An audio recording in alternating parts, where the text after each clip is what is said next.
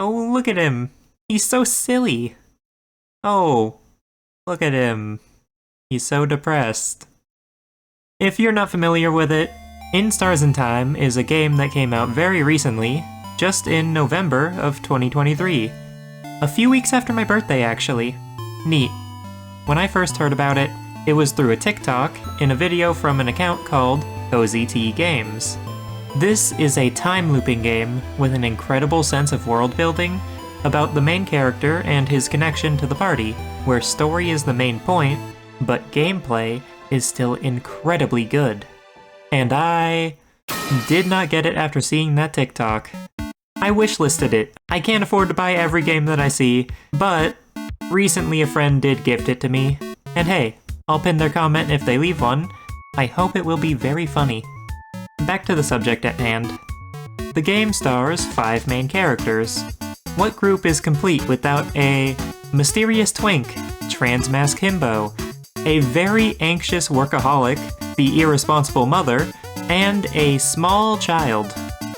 These people have all been traveling together to complete their quest, and you play as Sifrin, the mysterious twink. It's like if a Final Fantasy game started right before the end of the journey, and it is amazing.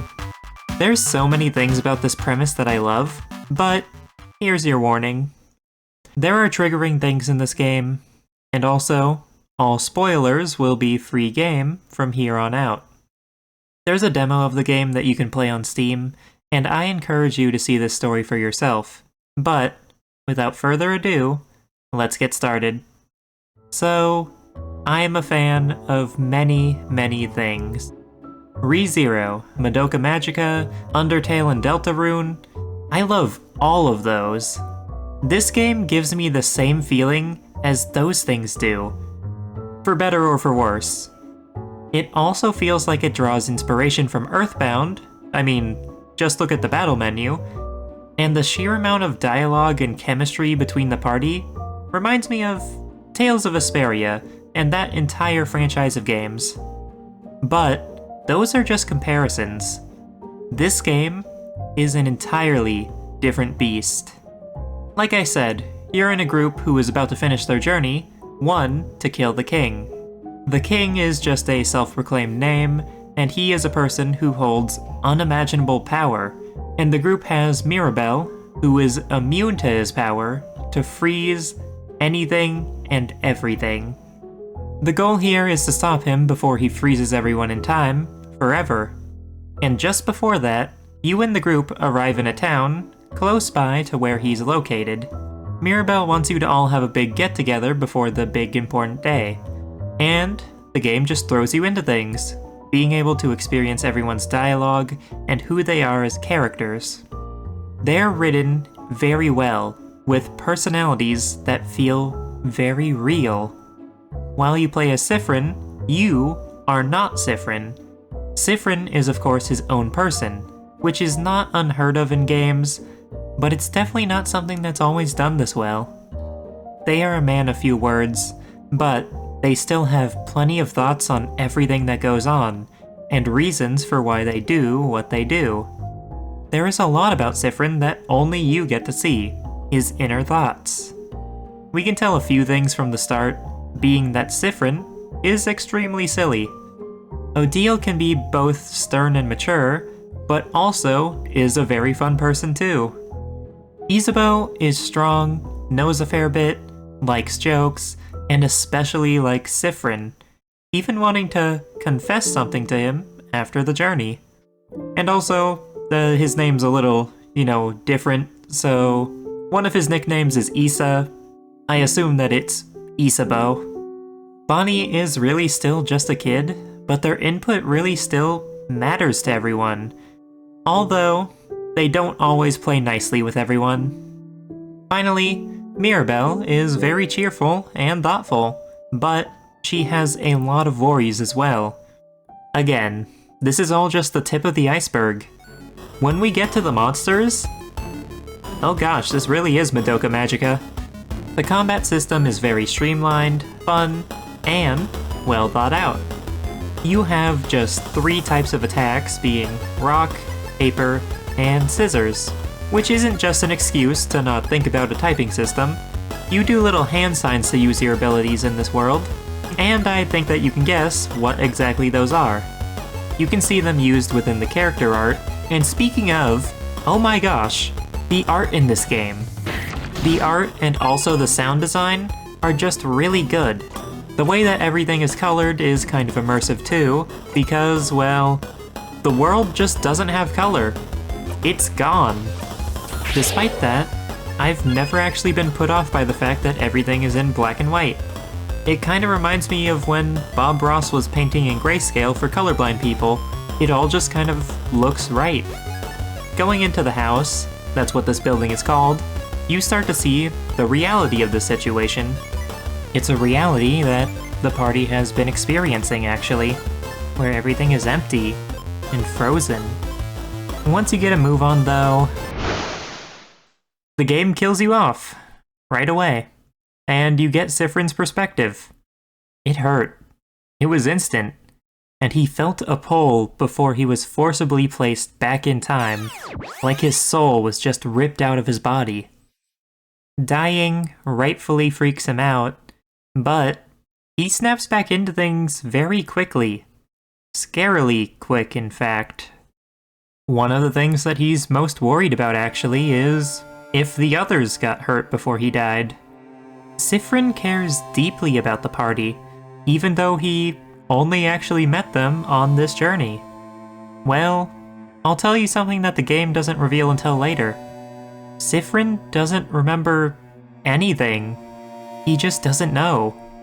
His family, his past memories, where he even got the clothes that he wears, he doesn't remember any of it. Going to do the routine again, you can find Isabeau by this tree, which is called the Favor Tree. A tree that's basically used for answering people's prayers and asking favors of. Under it is them. Yeah, that certainly is them. This person is named Loop, and also, they are a star, just by the way. This game didn't get its name for nothing after all. So Loop is here, with us, for the entire time that our time loop problem is unresolved. Why? Wouldn't you like to know? They help us with a lot, such as giving us ideas on what to do, providing some information, and also withholding a lot more, and also making fun of Sifrin in very cruel ways. But hey, that's them introduced. Let's go back to the house. After getting past that trap, you can see that there are many sadnesses around the place, which are like the monsters of this game. They are created from the sadness that's within people, and you know, you and your loved ones being frozen in time does that. Eventually, we come across what's called a tear, an extension of the king's power that you could say. If someone touches one of these, they'll be frozen in place, and... oh no, not again. So yeah, there is more than one mandatory death in this game. At this point, we have established that to loop back, Sifrin kinda has to die. It is a sad thing, but on the bright side, using a tear to loop back kinda feels like going to sleep. Saying it out loud kinda makes it seem darker.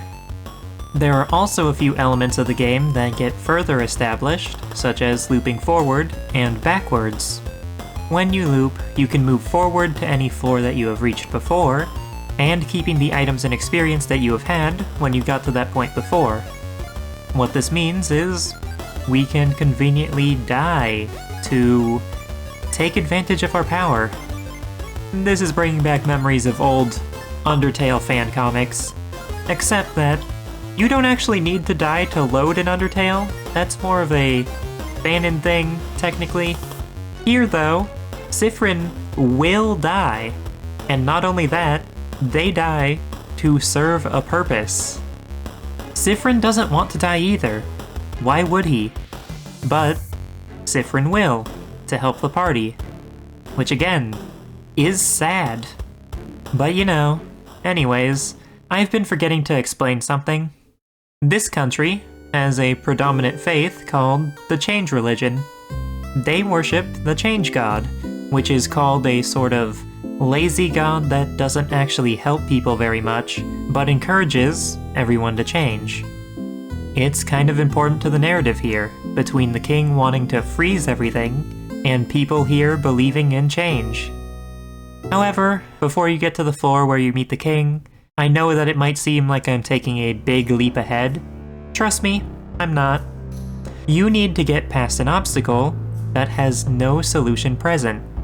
Without any explanation though, after coming across the only intact statue of the change god in the entire house, the group decides to pray, and they get the solution that they need. The obstacle blocking the way is actually the king's hair, which is tough enough to only be able to be cut by this knife.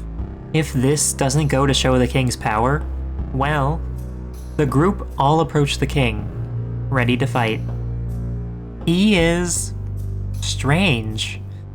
He's sad, sorrowful, crying, and most importantly, he speaks to Siffrin. He asks if he remembers, but there's no way for Siffrin to properly answer that. So, they fight. The king decides to give everyone time to make amends, and you get to wail on him, hit after hit, setting up every skill that you possibly can. Once his turn comes up though, everyone is down. Bonnie is the only one able to stand. Everyone, up until their dying breaths, do what they can to make sure that Bonnie gets out alive. Siffrin can't do anything though. Too beaten to feel or even see at the moment, up until the king strikes. It hurts so bad that Siffrin can't think of anything else, writhing in pain up until he finally dies. You don't get to see any of that though, you just get to read it in extreme detail. So, since you can't beat the king, you need to find out how to do that. After gathering some information and helping Mirabelle to learn a new skill, you're able to actually take on the king equally. There are also other ways that you can prepare for the fight, such as using your looping knowledge, and loop the person to help. You can bring the knife key to the fight, which is very strong. At least, it's supposed to be. I've never really checked the damage difference. And also, you can make a bomb. Heh, this'll be fun. What the? I can't help but be a little bit silly in this video. The game can't help but be silly after all too. But now, you can actually take down the king. And, once you bring him down to his last legs, you all come together to deliver the final blow. You all attack with full force, and the king is dead. You did it! Everyone is unfreezing, the sky had lightened up, and your journey is over. You get to go see the head housemaiden, the leader of the house, and someone that Mirabelle looks up to, and also the one who gave her the power to stand up to the king. Everyone talks, reminisces, and catches their breath. It's sort of bittersweet. While you're talking, Odile talks about how she might be lonely, traveling by herself again. Mirabelle can't believe that they all actually did it, and Isabeau gets interrupted while trying to confess to Siffrin. To finish off the journey, Siffrin speaks to the head housemaiden, and... Oh no. Oh no. No, no, no, no. Oh. Siffrin. I'm so sorry. There's no way we can stop it now. I'm sorry. You'll be going back. Back to when everything started. And so, the air around you starts to feel weird, overwhelming, and you can taste burnt sugar. Then, after she pleads for forgiveness, you're back. It all happens again, just like before, even though it should have ended. But it's okay. You just need to keep going and figure it out. At this point in the game, things start to change. The expressions on Siffrin's face and the way that he says things. You close your eyes. Yes, it's Lupin time. You close your single eye. Yes. It is these subtleties that show the change in mindset throughout the game, both your own and Siffrin's. You don't want to listen to everything over and over again. You want to get to the point. And despite his positive exterior, Siffrin's outlook may be bleaker than your own as the player. But hey, let's see what the next step is. Siffrin finds out that everyone in the party really wants or needs help with something, so he decides to do just that. Mirabelle needed help deciding on someone to date, but she actually isn't interested in dating anyone. She is a romantic, but feels pressured by everyone around her and her own religion, pressured to fall in love. Siffrin and her bond over their similarities, him himself being Ace, and she's overjoyed getting to have this talk and learn that she doesn't have to do this. Odile wanted a particular kind of book so that she could bond with the culture here, with her mom actually being someone who is from this country, but her mom had left the family when she was young. Just getting to share this story with Siffrin and sort of confide in him had helped her a lot. Bonnie, on the other hand, asked Siffrin to teach them how to fight, because they're tired of doing nothing and watching people get hurt. They feel like they just can't do enough, and they're still a kid, so this whole situation, it's all a lot. They also blame themselves for Siffrin losing an eye, which happened because he wanted to protect Bonnie. Not to mention the fact that Bonnie wants to help so that their sister, who I haven't brought up until now, can be saved, since she was actually frozen by the king. So Siffrin helps train Bonnie, but more importantly, the two of them talk. And Siffrin talks about how he doesn't blame Bonnie for what happened to his eye, because he wanted to protect them, and so they promise to protect each other from now on. Finally is Isabeau, who doesn't actually have a problem. All that he asks is that Siffrin spend some time with him and to go stargazing. He tells Siffrin all about his past, how he was actually really smart and reserved growing up, but he wasn't very happy, so he changed himself. After successfully helping everybody, the group all gathers and happily spends the night together before going into the house to fight the king. This time, things are actually a bit different. Everyone has unlocked their ultimate skills after their experiences with Siffrin, and the interactions have changed as well. They're all very happy, including Siffrin. There's a moment that even comes up too, where they talk about how they feel about each other. Odile would normally say that they're allies, but this time, her and everyone else say that they don't think friends is even good enough to describe them. They're a family. This is something that Siffrin deeply takes to heart, and it actually changes the way that he thinks about things. His skills now even say that they'll work on his family, not his party members. Everything here is just different. It's easy, and it feels right. The fight against the king is a cakewalk, and as you get closer and closer to ending it, you win. You beat the king, and this time it wasn't with your party, but your family. All of this means that it's time to go and see it to the end now. You talk to everyone, with much different dialogue between Siffrin and everyone else, except for Isabeau, who still can't confess. So after all that, you go and talk with the head housemaiden, and she hasn't broken character. She says the same thing that she has every other time. Of course, Siffrin can feel himself being pulled back, burnt sugar overpowering his senses. He accepts it. He accepts that this didn't fix it. Why would it? Why would the power of friendship have been the solution to this after all? Then, as he's being pulled back, Odile speaks up. Siffrin? She notices it, the despair that's written all over his face. All of them notice. His family looks at him as terror overcomes him. He's not afraid of the fact that he's being pulled back. He's afraid that he's worrying them. He's afraid to lose them. He can't move. He can't breathe. Isabeau tries to grab his hand, but it happened again. Just like always. But this time, there was something different. He lost them. Siffrin lost this version of everyone. The version that they knew well, and that he had bonded with the most. They're gone. You can still do it all over, but what's the point then? You're just repeating things that you've done already, things that you know are going to work. Who knows if the loops can even end during one of those runs? And you can beat the king just fine without their ultimate skills anyways. Siffrin just keeps getting stronger every loop. You have to start doing more though. You have to be faster, more efficient.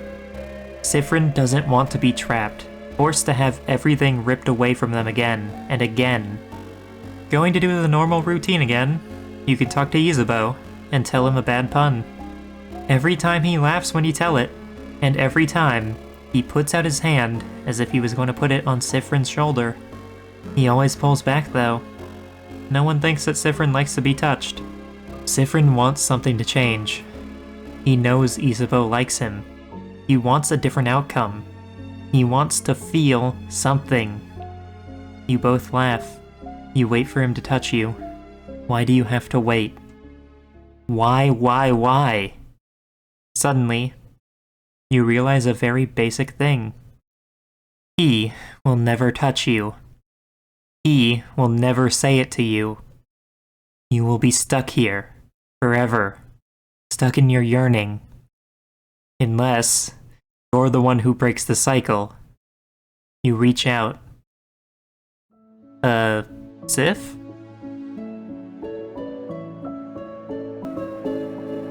He pushed you away. Siffrin can't take it anymore. He's losing it. He's losing his sense of reason and boundaries. He's desperate. As he goes through the house now, he starts to see himself. Past versions of himself, illusions, hallucinations, who knows? He talks to Loop, trying so hard to figure out what he needs to do. Siffrin has an idea though. He should ask the king and talk to him. Loop doesn't like this idea, but Siffrin has to. They have to try. Loop doesn't stop him. This time, you can talk to the king. He listens to you.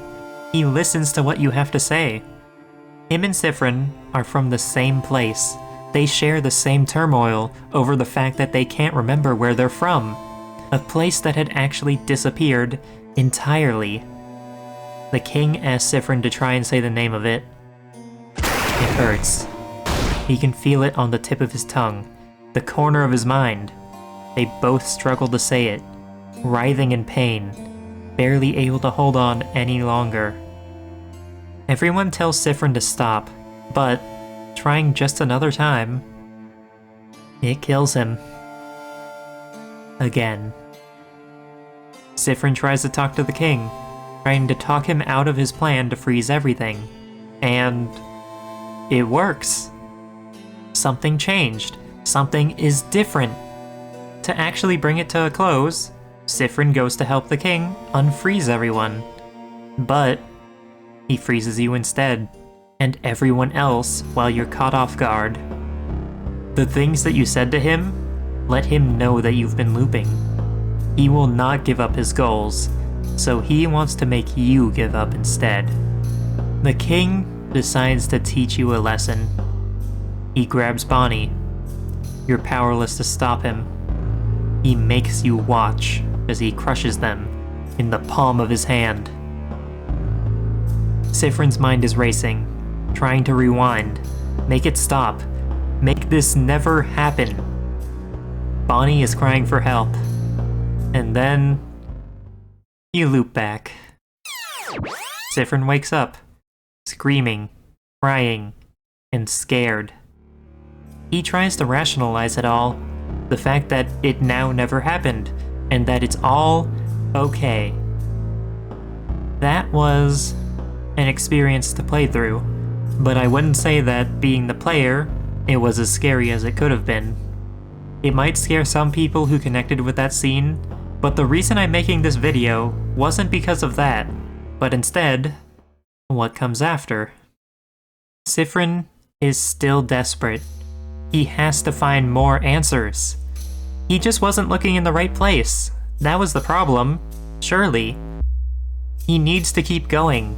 The actor has to follow the script. The show must go on until he can find out what to do. This whole time, he hasn't just been trying everything. He's actually been trying to keep things proper. Keep it right. He has to keep his expression up, not worry everyone. Siffrin doesn't want to make them worry.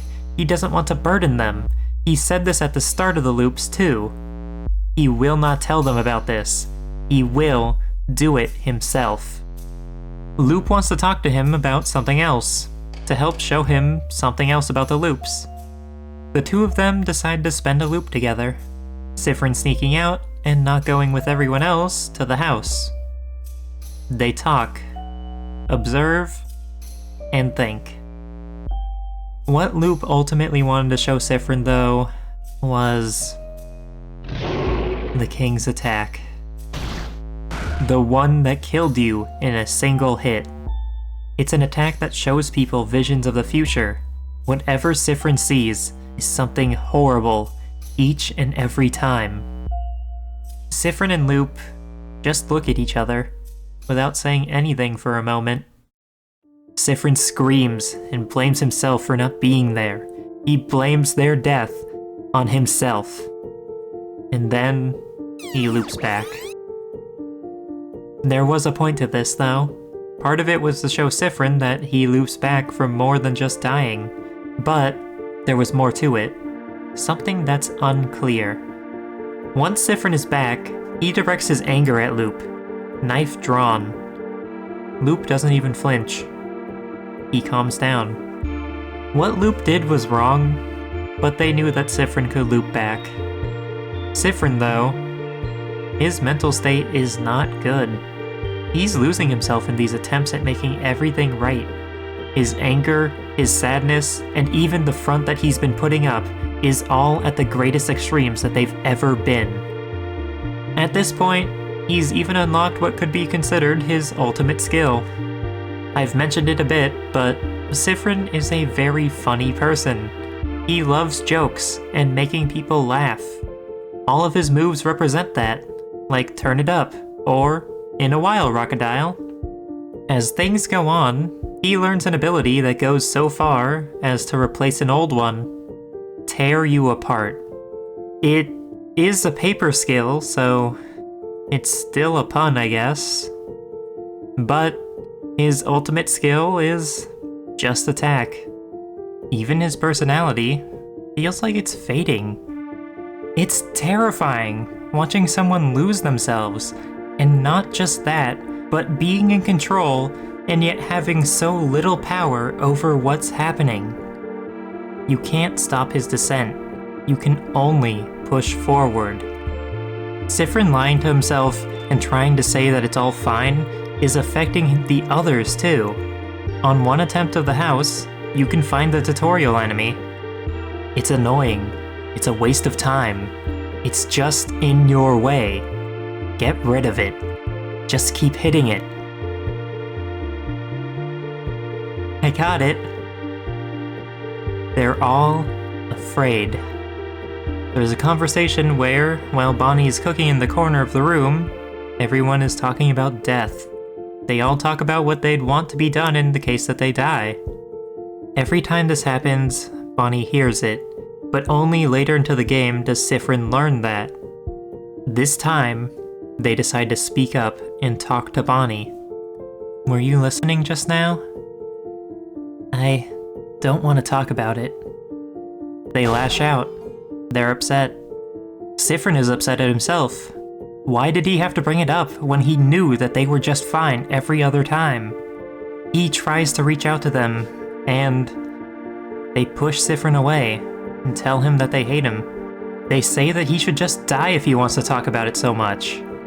Sifrin knows that they're just upset, but it hurts. This and what happened with Loop are very real emotions. Common and terrifying emotions to be on either end of. And also, what happened with Sifrin killing the sadness is scary to think about. What you show other people, people that you care about. Saying or doing the wrong thing is something that you can't take back. And seeing someone who has all the power to undo it fall apart anyways is interesting. Regardless of if you're forgiven, or even if it was wiped from time itself, the things that you've done can and will haunt you. It affects you. However, despite it all, Sifrin has another plan. He knows one last person who could understand the loops, being the head housemaiden. She has papers in her office recording the wishes of the people in town, trying to harness the power called witchcraft, which Sifrin thinks is what's causing the loops. It's time for another Hail Mary. He goes to talk to her, to have her fix it. But she can't. She cries and pleads for forgiveness like always, but this time it's different. She explains to him that it's all beyond her control. She can't fix it. It's broken, rotten. The witch went wrong somehow, and Sifrin is trapped, forced to do it all over and over and over again. He loops back. Sifrin isn't deterred this time. Not at all. He has an idea. He needs to kill the king. And when thinking this, Sifrin means that he must be the one to do it. Every time it's been Mirabelle who lands the last hit, so this time it needs to be him. You just need to make sure that Mirabelle doesn't deal the final hit. That's all you need. That's all you blinding need. He's going insane trying to come up with solutions. He thought he was fine, being able to push on as long as he was spending time with everyone else. But he isn't. They're not really everyone else, he's starting to think. They're just actors, not his family. They're just scripted, rigid, and fake. Right? He can't be with his real family until this is over. So that's all that matters right now. They hold on to this thought so strongly, so desperately, craving not just to be free, but to truly be with everyone, that they are mentally breaking down. Sifrin goes and talks to everyone, trying to make sure that they're all as strong as he needs them to be so that they can protect themselves and help him in this fight. He wants their ultimate skills. That's all that he wants of them right now. He goes and talks to Mirabelle, but things are different this time. Sifrin says that she doesn't need to do this, and she can just be alone for the rest of her life. That's just how it is. He tells her it'd be better to come to terms with it sooner rather than later anyways, without a second thought for what he's saying and how she would feel. She's upset. She slaps Sifrin and leaves. But it's okay. He didn't need Mirabelle's skill anyways, right? On to Odile. He gets the book for her, scaring others along the way. Once they're alone together, Odile wants to know what's wrong and what Sifrin is keeping from her. She keeps pushing until Sifrin pushes back, snapping at her. This time he isn't just being careless, he's angry and screaming. He wants her to act like how she should. He doesn't need her to go off script. Not only does he say all of that, but cuts deep, bringing up her family and how her mom abandoned her. She's upset, even going so far as to grab Sifrin, but she puts him down and tells him that she doesn't want to be around him right now. They immediately regret it, thinking about everything that they just said, not being able to contain or control their own emotions anymore. But it's fine. You didn't need her skill anyways.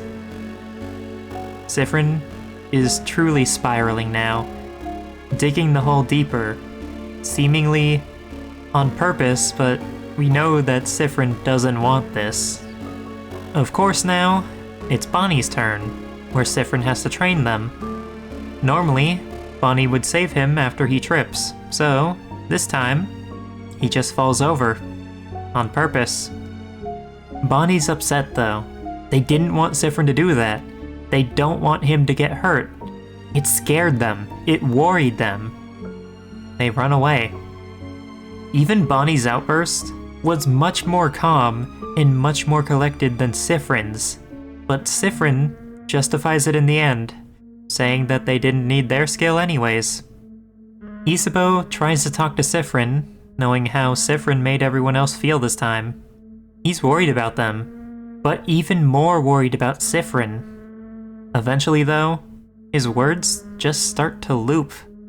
Just like how Siffrin feels about all of this. The same thing, over and over. I don't know if this was actually happening or not, but this is how Siffrin sees them now. Predictable, repetitive, and something to just ignore. And once Isabeau realizes that Siffrin is ignoring him, Siffrin snaps at him too.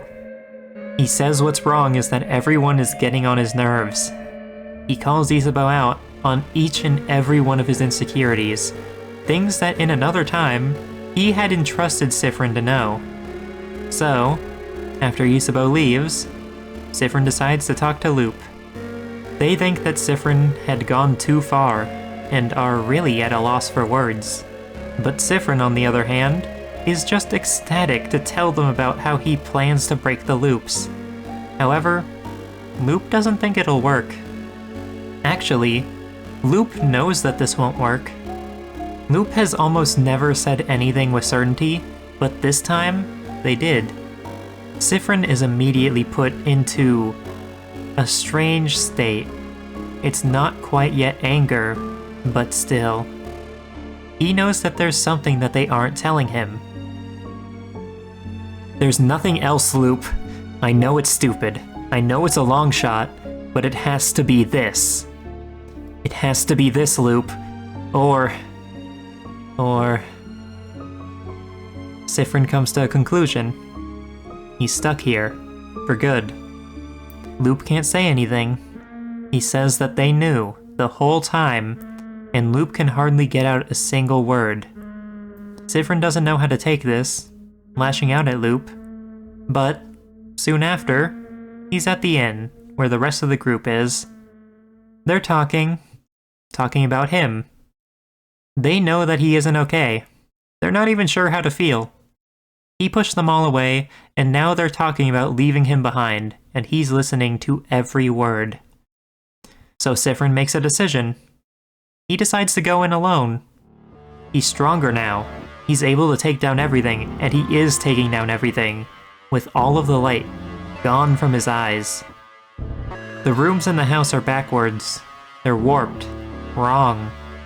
It's hard to look through everything, but Siffrin doesn't bat an eye. His skills have been completely replaced. Rock, paper, scissors. Does it matter? Just attack. He fights through, with no regard for anything. This interaction was hard for me to read, but I thought that it might have been interesting, knowing that he wouldn't touch it before. Got the shiny piece of glass. You pierce a tiny dot on the back of your arm with the point of the glass. You make another, and another, and another. Stars. He's just not okay. He keeps seeing visions of everyone as he goes through, but they're not the same. They aren't them. Just what Siffrin wishes that he had right now. He's so desperate to have people who love him. It's the only reason that he's fighting. But he knows that he's losing them because of it, and keeps going anyways because he doesn't know what he can do anymore to fix it, or if he can even keep going beyond this loop. Eventually though, it's time. Time to fight the king. A fair fight, one-on-one, no special items or equipment. Siffrin fights as the king keeps hurting him over and over, doing a lot of damage. There's nothing to do besides just keep attacking. Eventually though, the king does start to wear him down, and he slows him. His body is harder to move, His vision gets fainter. He's starting to lose. Siffrin doesn't even want to fight anymore. He's tired of fighting. At this point, he's just ready to die. Permanently. He's ready to let go. It's sad, you know? The thought of a burden that not only do you want to keep to yourself, but no one else could even understand it if you told them. One that's so bad that you end up pushing everyone away when they're what you want there the most. This is something that's so real though, something that truly exists in real life, and that happens. Something that is relatable to people who might be playing this game. That is the true terror of this game in my opinion. Losing connections and people, and not just that, but yourself too in the process. That's why I think this game can really instill fear, all without even the slightest bit of horror. Luckily though, that's not where the story ends. They all showed up. They were looking for you. They were worried about you. After all that happened, even Loop helped them to find you. With all of the work that you put in, and their strength too, they beat the king. This time, they got him to freeze himself, and in his final moments, he gets an ending of his own, remembering what he had forgotten, now stuck, frozen in place. It's time to get to the end. But with Siffrin weakened, they decide to help him. Looking outside though, things are still bad.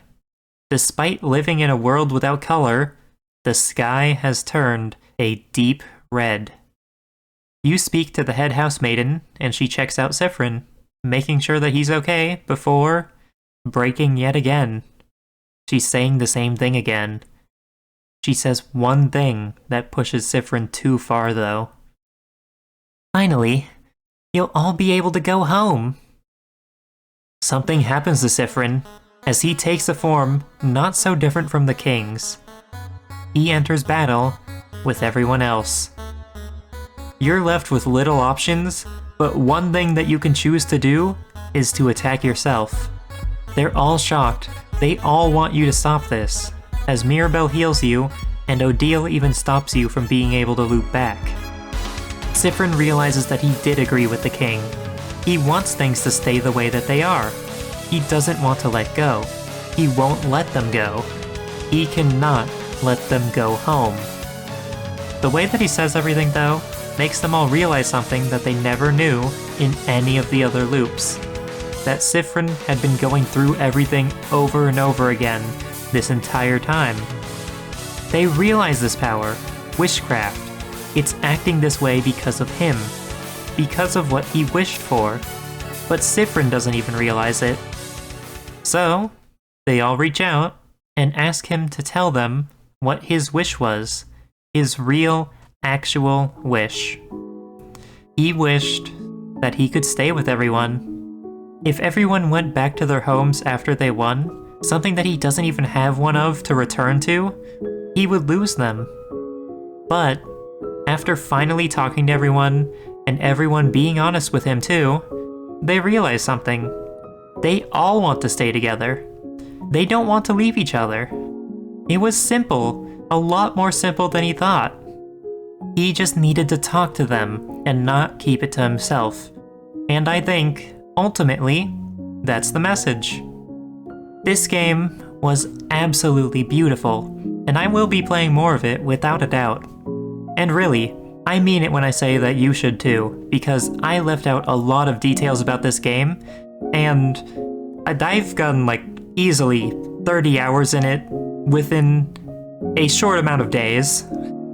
This was a brief summary, and just look at how long this video is. I don't actually know how long it'll be. I'm writing this in the past, but probably like almost an hour. So please, please, please play this game. Or at least the demo. But yeah, with that all said and done, thank you to everybody for watching. And I will see you all next time. Bye-bye.